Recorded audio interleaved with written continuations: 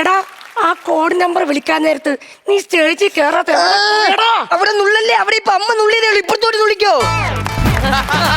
ടീച്ചറെ, ഇവനെ വെറുതെ ടീച്ചർ പഠിപ്പിച്ചത്.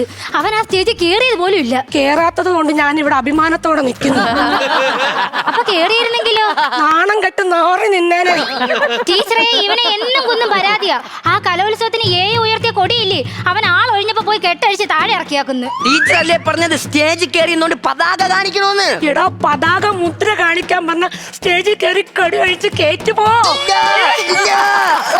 ഞാൻ പഠിപ്പിച്ച 2-3 ജതികൾ നീ ഇവിടെ കാണിച്ചില്ലേ, തിരിച്ച് ഞാൻ പറിക്കുന്നു. ഞാൻ അമ്മ കളിക്കടി പൊന്നെ, കളിക്ക്. അറിയടാ दाकू दीकू ता जणकू जणकू ता दाकू देखू देखू देखू. ടീച്ചറെ, നമുക്ക് തേക്കിന് വരെ അവിടെ ഈട്ടി വെച്ചാലോ?